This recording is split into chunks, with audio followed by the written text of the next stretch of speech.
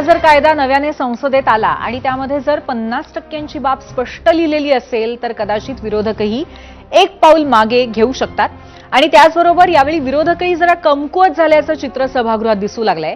ते का हे पाहण्यासाठी जरा आकडेवारी बघूयात आणि ती आकडेवारी आपण आपल्या पोल सेंटर आणि या मधल्या स्क्रीनवरती बघणार आहोत की कशा पद्धतीने विरोधकांची परिस्थिती थोडी कमकुवत होण्याची चिन्ह आहेत। एनडीएचं संख्याबळ 2024च्या निकालाच्या वेळी कसं होतंय आपण बघतोय। 292 पैकी भाजप 240, जदयू 12, त्यानंतर तेलुगू देसम 16, शिवसेना 7, इतर 12 आणि लोजप 5 अशी तेव्हा एकंदरीत परिस्थिती होती। आणि आज मात्र एनडीएचं संख्याबळ 324 झालेलं आहे। 292 वरनं आणखीन काही संख्येची भर पडलेली आहे। त्यामध्ये एनडीए 292, वायएसआर काँग्रेस 4, एनसीपीआय म्हणजे तृणमूलचे बंडखोर 22 त्याच्यामध्ये येऊन मिळालेले आहेत।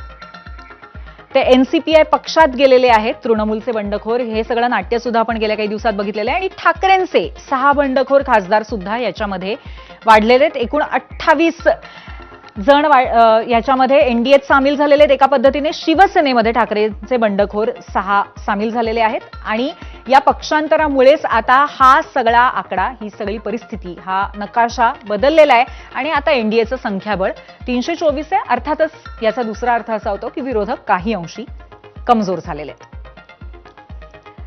आता या सगळ्यामध्ये महत्त्वाचं म्हणजे गेल्या 4 महिन्यांमध्ये तृणमूल, आम आदमी पक्ष, शिवसेना फुटल्यानंतर राज्यामध्ये शरद पवारांच्या पक्षाविषयी चर्चा सुरू असतानाच देशात आणखी काही स्थानिक पक्ष फुटण्याची चर्चा सुरू आहे। ते कोणते कोणते हेही आपण बघणार आहोत।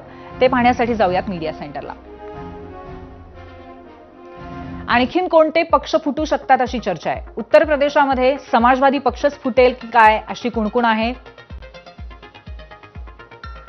बिहारमध्ये राष्ट्रीय जनता दल आरजेडी,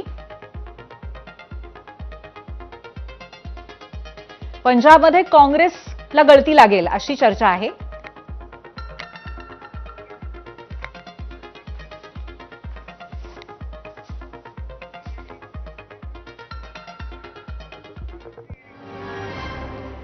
आणि या पार्श्वभूमीवर आपण थोड्याच वेळात आपल्या आजच्या पाहुण्यांशी चर्चा करणार आहोत, पण तत्पूर्वी आमच्या आजच्या प्रश्नावरती सर्वसामान्यांच्या प्रतिक्रिया पाहूयात मीडिया सेंटरला।